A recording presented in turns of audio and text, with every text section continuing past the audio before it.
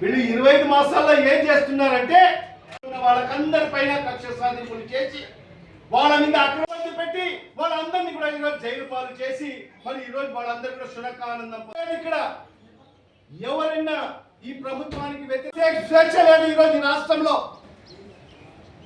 ఎవరే కానీ మరి సుమారుగా 5 లక్షల పైచీలకు పెన్షన్లు తొలగించిన ఘనత కూడా మరి ఈరోజు ఈ కూటమి ప్రభుత్వాన్ని నారా చంద్రబాబు నాయుడు గారిది అని చెప్పి కూడా ఈ సందర్భంగా తెలియజేసుకుంటున్నా. మరి అదే కాకుండా రెండవది చూసుకుంటే మైనార్టీలకు ముఖ్య పట్టణాలలో ఈద్గాలకు కబ్రస్థాన్లకు స్థలాలు కేటాయింపు ఎక్కడైనా ఏ పట్టణంలో అయినా ఈ 25 మాసాలలో 1 సెంటు భూమి ప్రభుత్వము కబ్రస్థాన్లకు కానీ ఈద్గాలకు ఎక్కడైనా 1 సెంటు భూమి ఇచ్చిన దాఖలాలు ఎక్కడైనా ఉండాయా? అంటే మోసం చేసినట్టు కాదా? మంత్రి గారు, సలహాదారుడు షరీఫ్ గారు, మీ ముఖ్యమంత్రి మైనార్టీలకు మోసం చేసినట్టు కాదా? అంటే 25 మాసాల్లో 1 సెంటు భూమి కూడా ఎక్కడ ఒక ఈద్గా కానీ ఒక శ్మశాన వాటికకు ఇచ్చిన దాఖలాలు లేవు. అదేవిధంగా మూడవది విజయవాడ సమీపంలో హజ్ హౌస్ నిర్మాణం ఎక్కడ జరిగిందమ్మా? 25 మాసాలు అయింది. అసలు హజ్ హౌస్ గురించి ఎక్కడని మీరు ప్రస్తావన చేశారా? అంటే ముస్లిం మైనార్టీలకు మోసం చేసినట్టు కాదా? మీరిచ్చిన మేనిఫెస్టో, మీరు ప్రజలకు ఎన్నికల ముందు ఇచ్చిన మేనిఫెస్టో ఇది, మీరు ప్రజలకు ఇచ్చిన హామీ ఇది. మేము అధికారంలోకి వస్తే, మా ప్రభుత్వం వస్తే ఇవన్నీ చేస్తామని చెప్పి ఈరోజు మీరు మాట ఇచ్చారు కాబట్టే మేము అడుగుతున్నాము. అదేవిధంగా ఇంకోటి, నూర్ భాషా కార్పొరేషన్ ఏర్పాటు చేసి ప్రతి ఏటా 100 కోట్ల రూపాయలు ఇస్తాము. ఎక్కడైనా ఇక్కడ మన నూర్ భాషకు సంబంధించిన నాయకుడు ఉన్నాడు. ఈ 25 మాసాలలో నూర్ భాషా కార్పొరేషన్కి 1 నయా పైసా డబ్బులు ఇచ్చిన దాఖలాలు ఉన్నాయా? నూర్ భాషా ప్రజలకు మీరు ఈ 25 మాసాల్లో ఒక్కటంటే ఒక్క సంక్షేమ పథకం అమలు చేసిన దాఖలాలు ఉన్నాయా? అంటే నూర్ భాషా సంఘానికి సంబంధించిన ప్రజలకందరికి కూడా మీరు మోసం చేసినట్టు కాదా? ముమ్మాటికి మోసం చేశారు. మరి అదే కాకుండా ఇంకొకటి, మైనార్టీ ఫైనాన్స్ కార్పొరేషన్ ద్వారా 5 లక్షల వరకు వడ్డీ లేని రుణాలు ఇస్తాము అని చెప్పాడు. 25 మాసాలు అయింది ప్రభుత్వం ఏర్పాటై, కూటమి ప్రభుత్వం, చంద్రబాబు నాయుడు ముఖ్యమంత్రి అయి. ఈ 25 మాసాలలో ఒక్కరికంటే ఒక్క ముస్లిం సహోదరుడికి, సోదరుమణికి, ఎవరికైనా 1 రూపాయి మైనార్టీ ఫైనాన్స్ కార్పొరేషన్ ద్వారా నిధులు వచ్చాయా? లోన్లు వచ్చాయా? రాలేదు. ప్రకటన ఇచ్చారు అందరూ అప్లికేషన్లు పెట్టుకోమని చెప్పి. సుమారుగా ఈ రాష్ట్రంలో 40,000 పైచీలకు అప్లికేషన్స్ మరి అందరూ కూడా పెట్టుకోవడం జరిగింది. 40,000 అప్లికేషన్స్ వచ్చాయి. ఆ అప్లికేషన్స్ రిసీవ్ చేసుకున్నారు. 1 సంవత్సరం దాటిపోయింది. 1 సంవత్సరం దాటిపోయింది. మరి ఆ అప్లికేషన్స్ ఎక్కడ ఉన్నాయో, ఏ ఒక్కరికి కూడా 1 రూపాయి కూడా మైనార్టీ ఫైనాన్స్ కార్పొరేషన్ ద్వారా వడ్డీ లేని 1 నయా పైసా కూడా రాలేదు. అంటే ముమ్మాటికి ఈరోజు వాళ్ళకందరికి కూడా మోసం చేసినట్టు కాదా అని చెప్పి ఈ సందర్భంగా నేను అడుగుతున్నాను. మరి అదే కాకుండా ఇంకోటి, ఇమాం మౌజన్లకు ప్రతి నెల 10,000 మరి 5,000 గౌరవ వేతనం ఇస్తామని చెప్పి ఇచ్చారు. అది ఈ హామీ మీద ఇది. మేము గతంలో 5,000 3,000 మాత్రమే ఉన్నా, ఇమాముకు 5,000 మౌజన్కు 3,000 ఉంటే గతంలో మేము 2019 ఎన్నికల ముందు మేము మేనిఫెస్టోలో మేము హామీ ఇవ్వడం జరిగింది. మా నాయకుడు శ్రీ వైఎస్ జగన్మోహన్ గారు హామీ ఇవ్వడం జరిగింది. మా ప్రభుత్వం అధికారంలోకి వస్తే ఇమాములకు 10,000, మౌజన్కు 5,000 ఇస్తానని చెప్పి మాట ఇవ్వడం జరిగింది.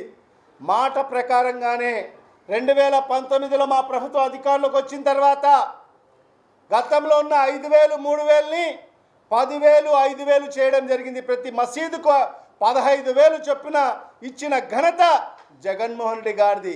అది కూడా ఏంటి, గ్రీన్ ఛానల్ ద్వారా ప్రతి నెల వాళ్ళ అకౌంట్లో జమ చేసిన పరిస్థితి జగన్మోహన్ రెడ్డి గారి ప్రభుత్వంలో. మరి ఈరోజు మరి మీరు ఇస్తున్న 10,000, 5,000 ఎప్పుడు ఇస్తున్నారు? నెల ఇస్తున్నారా మీరు? సంవత్సరానికి ఒక్కసారి ఇస్తున్నారు.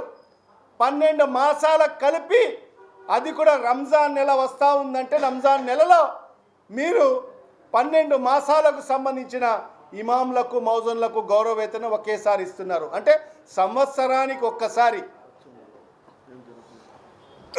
అనేక సందర్భాల్లో చెప్పాము మేము, ఇమాములు, మౌజన్లు అంటే పేదవాళ్ళు.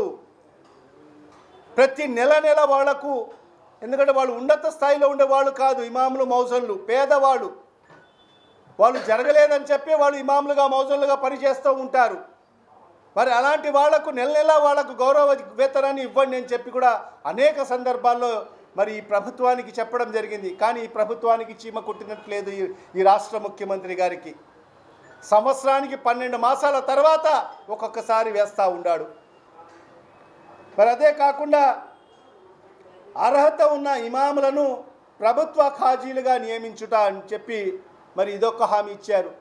ఇది ఎంతవరకు నెరవేరుస్తున్నారో కూడా ఎవరికి తెలియని పరిస్థితి. మరి ఈరోజు చూస్తే ఎలా ఉందంటే, ఒక ఖాజీ పోస్టు తీసుకోవాలంటే ₹1,00,000 ఖర్చు పెట్టనిది ఈరోజు ఒక ఖాజీ పోస్ట్ వచ్చే పరిస్థితి లేదు.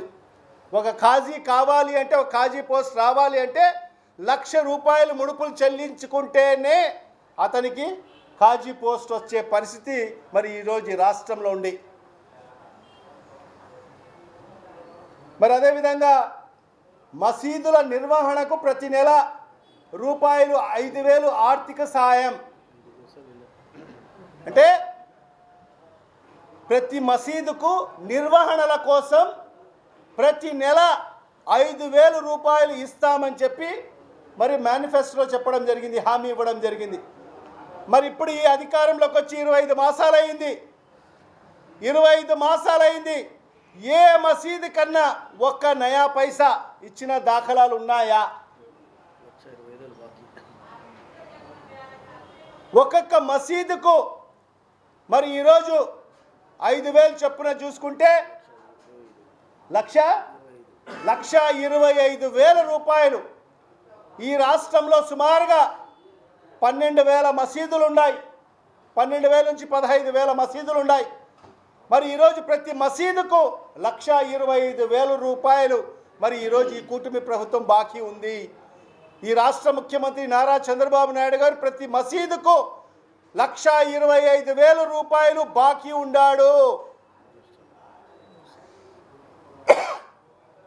మరి అదేవిధంగా లాస్ట్లో హజ్ యాత్రకు వెళ్ళే, ఇది బాగా వినాలి మీరు, హజ్ యాత్రకు వెళ్ళే ఒక్కొక్క ముస్లిం హాజీకి ₹1,00,000 సహాయం అన్నాడు. అంటే ఏంటి? ఈ రాష్ట్రం నుంచి పవిత్ర హజ్ యాత్రకు వెళ్ళే ప్రతి ముస్లిం హాజీకి ఈ రాష్ట్ర ప్రభుత్వం నుంచి ₹1,00,000 ఆర్థిక సాయం చేస్తాము అని చెప్పి ఇక్కడ మేనిఫెస్టోలో చెప్పాడు. మరి ఇప్పటికీ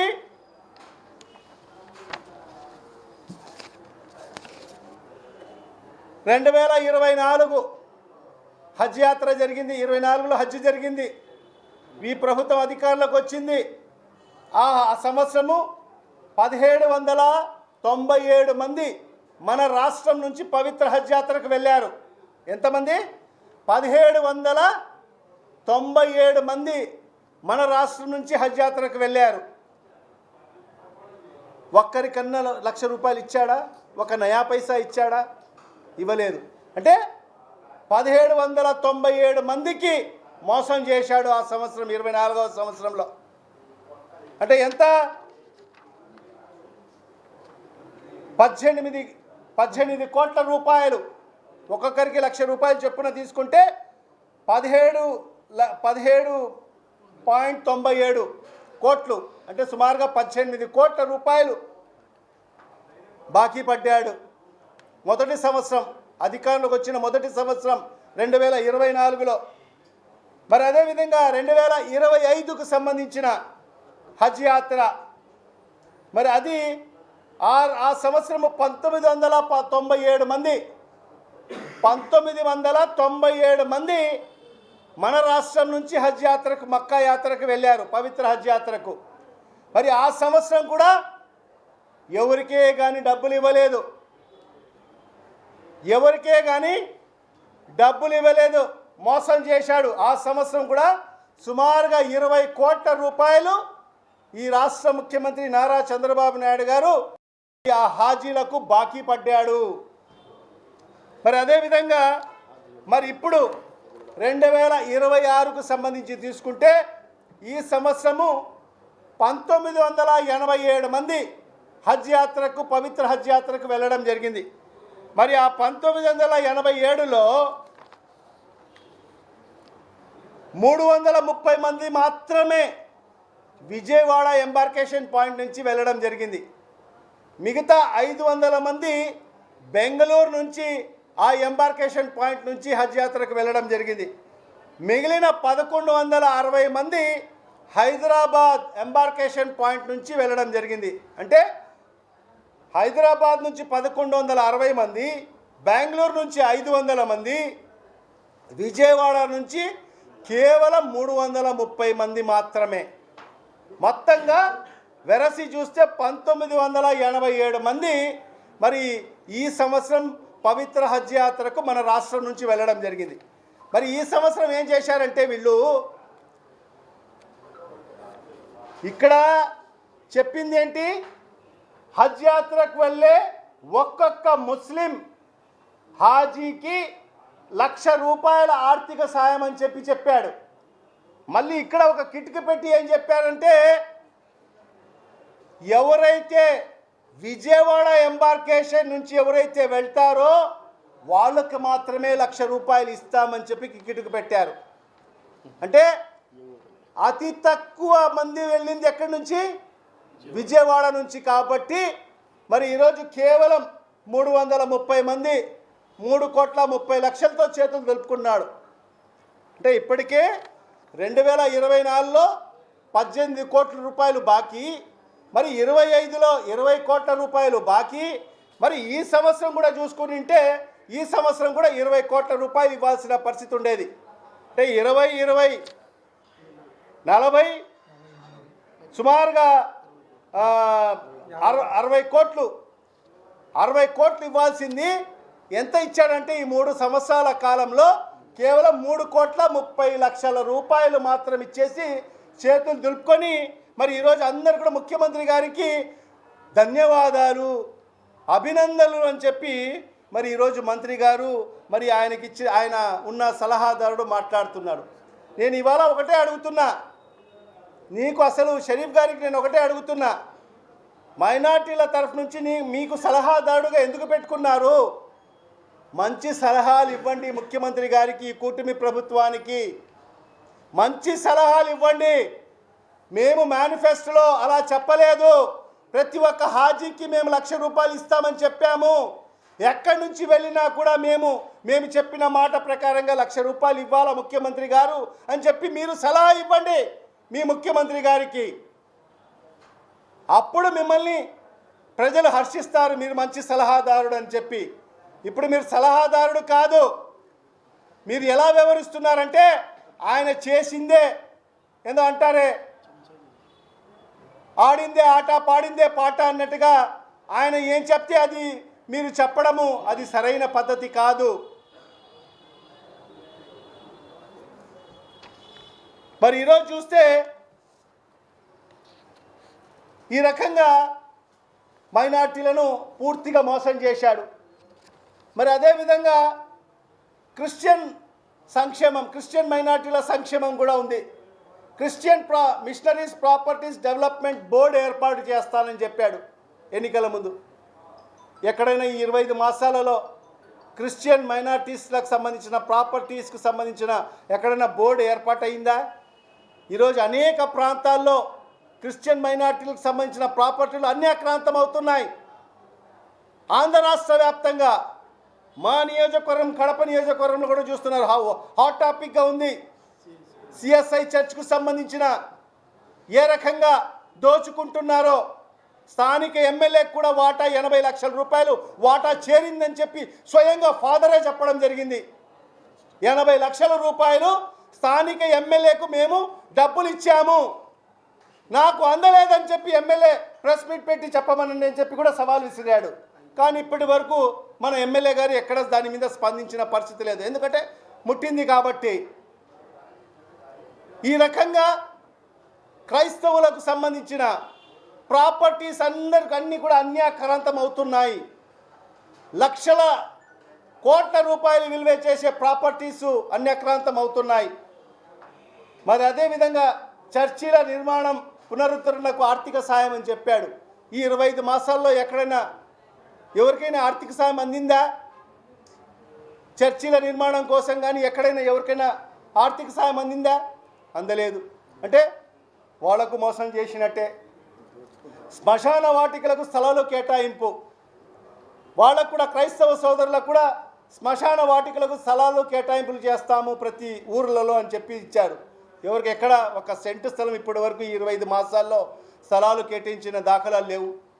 మరి అదేవిధంగా జెరూసలేం యాత్రికులకు సాయం చేస్తామని చెప్పాడు. జెరూసలేం యాత్రకు గతంలో మా ప్రభుత్వం ఉన్నప్పుడు మరి 30,000 60,000 రూపాయలు ఎవరికి ఆ వార్షిక ఆదాయము 3 లక్షలు పైబడి ఉంటే వాళ్లకు 30,000, 3 లక్షల కన్నా తక్కువ ఉంటే వాళ్లకు 60,000 రూపాయలు. మరి జెరూసలేం యాత్రకు కూడా మా ప్రభుత్వం ఆర్థిక సాయం చేసింది. ప్రతి సంవత్సరం మన రాష్ట్రం నుంచి అనేక మంది క్రైస్తవ సోదరులు జెరూసలేం యాత్రకు వెళ్ళి వచ్చేవారు. మరి ఈరోజు ఈ కూటమి ప్రభుత్వం వచ్చి 25 మాసాలు అయింది. మరి ఏ ఒక్కరైనా క్రైస్తవ సోదరుడు ఈ 25 మాసాలు ఒక్కరైనా మరి జెరూసలేం యాత్ర జరిగిందా అని చెప్పి ఈ సందర్భంగా నేను ఈ ప్రభుత్వానికి అడుగుతున్నాను. అంటే వాళ్లకు మోసం, అంటే మొత్తం మోసమే. ఈ మేనిఫెస్టో అంతా కూడా మోసంతో కూడిన మేనిఫెస్టో. ఇది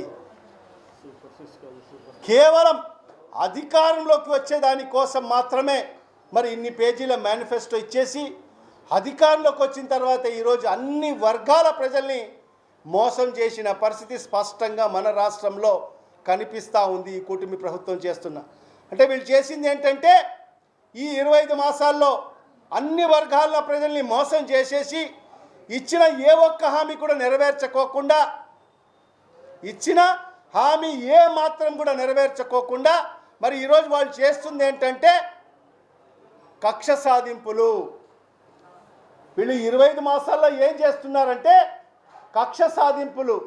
వైఎస్ఆర్ కాంగ్రెస్ పార్టీ నాయకుల మీద కక్ష సాధింపులు, వైఎస్ఆర్ కాంగ్రెస్ పార్టీ సానుభూతి పైన కక్ష సాధింపులు, జగన్మోహన్ గారికి అత్యంత సన్నిహితులుగా ఉన్న వాళ్ళకందరిపైన కక్ష సాధింపులు చేసి వాళ్ళ మీద అక్రమ కేసులు పెట్టి, దొంగ కేసులు పెట్టి, వాళ్ళ కుటుంబాలను ఇబ్బంది పెట్టి వాళ్ళందరినీ కూడా ఈరోజు జైలు పాలు చేసి మరి ఈరోజు వాళ్ళందరూ కూడా శునకానందం పొందుతున్నారు. ఈరోజు శునకానందం పొందుతున్నారు. ఈరోజు భావ స్వేచ్ఛ లేదు. ఈరోజు ఈ రాష్ట్రంలో ఎవరే కానీ మాట్లాడడానికి వీలు లేదు. ఈ ప్రభుత్వానికి వ్యతిరేకంగా మాట్లాడే పరిస్థితి లేదు. ఇక్కడ ఎవరైనా ఈ ప్రభుత్వానికి వ్యతిరేకంగా మాట్లాడితే అతని మీద కేసులు. వెంటనే సోషల్ మీడియా ఇన్ఫ్లుయెన్సర్ల మీద కూడా ఎవరైతే వైఎస్ఆర్ కాంగ్రెస్ పార్టీకి అనుకూలంగా అతను సోషల్ మీడియాలో మాట్లాడితే వాళ్ళ మీద కేసులు. అంటే ఏంటి ఇది ప్రజాస్వామ్య దేశంలో మనం ఉండామా, లేక రాచరిక రాజ్యంలో మనం ఉండామా, లేకుంటే తాలిబాన్ల పాలన జరుగుతూ ఉందా ఈ రాష్ట్రంలో? భావ స్వేచ్ఛ లేదు, మత స్వేచ్ఛ లేదు. అంటే వాళ్ళు ఏమి చెప్తే దానికి అనుకూలంగా ఎస్ అని ఊగొట్టి వెళ్ళాల్సిందే, లేని పక్షంలో వాళ్ళ మీద కేసులు. మరి అదే కాకుండా ఈరోజు చూస్తున్నాం వైఎస్ఆర్ కాంగ్రెస్ పార్టీ మరి మా దివంగత ముఖ్యమంత్రి మాజీ ముఖ్యమంత్రి శ్రీ వైఎస్ రాజశేఖర రెడ్డి గారి విగ్రహాలను ధ్వంసం చేసే కార్యక్రమాన్ని పూనుకోవడం జరుగుతూ ఉంది ఈ రాష్ట్రంలో. మరి నిన్ననే దేవగుడిలో మరి రాజశేఖర రెడ్డి గారి విగ్రహాన్ని ధ్వంసం చేశారని చెప్పి వార్తలు వస్తున్నాయి. గత 10-15 రోజుల మునుపు మనం చూశాం నంద్యాల నడిబొడ్డులో రాజశేఖర రెడ్డి గారి విగ్రహం యొక్క తలను ఏ రకంగా నరికారో మనమందరం కూడా సోషల్ మీడియాలో లైవ్గా చూశాం. మరి ఈ రోజు వరకు అతని మీద ఏ కేసు లేదు, అతని మీద ఒక్క కేసు లేదు. తీరా ఏమంటారంటే అతను వైఎస్ఆర్ కాంగ్రెస్ పార్టీ నాయకుడు అంటాడు. అనేక ప్రూఫ్ల్ని చూపించారు మా వాళ్ళందరూ కూడా. అక్కడ ఉండే తెలుగుదేశం పార్టీ మంత్రులతో నిలబడిన ఫోటోలు, వాళ్ళ కొడుకుతో దిగిన ఫోటోలన్నీ కూడా. మరి అతను ఉదయం 11 గంటలకు మరి తల నరుకుతూ ఉంటే ప్రేక్షకులుగా పోలీసులు అందరూ కూడా చూసే పరిస్థితి మనం చూస్తూ ఉన్నాం. అంటే ఏంటి ఇది? అసలు ఈ రాష్ట్రంలో పరిపాలన ఉందా? అసలు పోలీసులను పెట్టుకొని అడ్డం పెట్టుకొని ఈరోజు పరిపాలన ఈ రాష్ట్రంలో కొనసాగుతూ ఉంది. నిన్న మేము వైఎస్ఆర్ కాంగ్రెస్ పార్టీ నాయకులము మరి స్టీల్ ప్లాంట్ ఏదైతే మా నాయకుడు జగన్మోహన్ రెడ్డి గారు ముఖ్యమంత్రిగా ఉన్న సందర్భంలో కల్పించిన మౌలిక సదుపాయాలన్నీ కూడా ఈ రాష్ట్ర ప్రజలకందరికీ కూడా చూపించాలి. సుమారుగా 750 కోట్ల రూపాయలతో అక్కడ అన్ని మౌలిక సదుపాయాలు కల్పించడం జరిగింది. 3,500 ఎకరాల స్థల సేకరణ చేసి అన్ని మౌలిక సదుపాయాలు 750 కోట్ల రూపాయలతో మౌలిక సదుపాయాలు కల్పించి మరి అదేవిధంగా జేఎస్డబ్ల్యూకి సంబంధించిన ఆ సంస్థను తీసుకొచ్చి అక్కడ భూమి పూజ చేస్తే మన దురదృష్టవశాత్తు మా ప్రభుత్వం అధికారంలోకి రాకపోవడం వల్ల మరి ఈ కూటమి ప్రభుత్వం అధికారంలోకి వచ్చిన తర్వాత మరి ఆ జేఎస్డబ్ల్యూ సంస్థ మరి అధినాయకుల పైన ఏ రకంగా వీళ్ళు కేసులు పెట్టారు, వాళ్ళని ఏ రకంగా ఇబ్బంది పెట్టారో మనందరం చూసాం. ఈరోజు 25 మాసాల్లో వాళ్ళు ఎందుకు ఆ స్టీల్ ప్లాంట్ ఎందుకు ముందుకు తీసుకెళ్ళలేకపోయారు? మళ్ళీ అదే సంస్థను మళ్ళా బతిమలాలి మళ్ళా పిలుచుకొచ్చి మళ్ళా భూమి పూజ పెట్టే కార్యక్రమం. అంటే ఏంటిది? ఎన్నిసార్లు భూమి పూజ చేస్తారు? డైరెక్ట్గా పనులన్నీ కూడా పూర్తి చేసి ప్రారంభానికి రండి ముఖ్యమంత్రి గారు. మీరు భూమి పూజ కాదు ఇప్పుడు కావాల్సింది, కంప్లీట్ చేసి మరి ప్రారంభోత్సవం చేసి అప్పుడు నేను చేశానని చెప్పుకోండి. అది చేసే ధైర్యం లేదు. ఎందుకంటే అతని చరిత్ర ఏంటంటే చంద్రబాబు నాయుడు చరిత్ర ఎప్పుడు కూడా ఈ రాష్ట్రంలో ఒక్క ప్రాజెక్ట్ అయినా ఆయన శంకుస్థాపన చేసి ప్రారంభించిన ప్రాజెక్ట్ ఒకటంటే ఒకటి చెప్పండి. ఈ రాష్ట్రంలో ఆయన 3 పర్యాయాలు ముఖ్యమంత్రిగా ఉన్నాడు. మరి ఇప్పుడు 4వ పర్యాయం. ఒక్క ప్రాజెక్టు ఆయన శంకుస్థాపన చేసి భూమి పూజ చేసి ప్రారంభించిన ప్రాజెక్టు ఒకటి చెప్పమనండి. చెప్పేది లేదు. ఆయన పేరుతో ఒక్క సంక్షేమ పథకం ఒకటి చెప్పమనండి. చంద్రబాబు నాయుడు నేను ఈ సంక్షేమ పథకం నేను ప్రారంభించానని చెప్పి ఈ రాష్ట్రంలో 17 ఏళ్ల పరిపాలనలో ఒక్క సంక్షేమ పథకం నేను ప్రారంభించాను ఈ సంక్షేమ పథకం అని చెప్పే ఒక్కటంటే ఒక్క పథకం లేదు. మరి ఇలాంటి ప్రభుత్వంలో మనం ఉండాము. ప్రజలందరూ కూడా గమనిస్తున్నారు. మరి ఇవాళ ఎవరైతే రాజశేఖర రెడ్డి గారి విగ్రహాలను ధ్వంసం చేస్తున్నారో వాళ్ళకందరికీ కూడా చెప్తున్నాం, మీ పేర్లన్నీ కూడా డిజిటల్ బుక్లో నోట్ చేయడం జరుగుతుంది. తస్మాత్ జాగ్రత్త. మీరు రేపు మళ్ళా మా ప్రభుత్వం అధికారంలోకి వచ్చిన తర్వాత మీరు ఎక్కడ ఉంటారు, మీ పరిస్థితి ఏంటో ఒక్కసారి ఊహించుకోమని చెప్పి కూడా ఈ సందర్భంగా తెలియజేసుకుంటున్నాం. ఊహించుకోండి మీ పరిస్థితి ఏ విధంగా ఉంటుందో.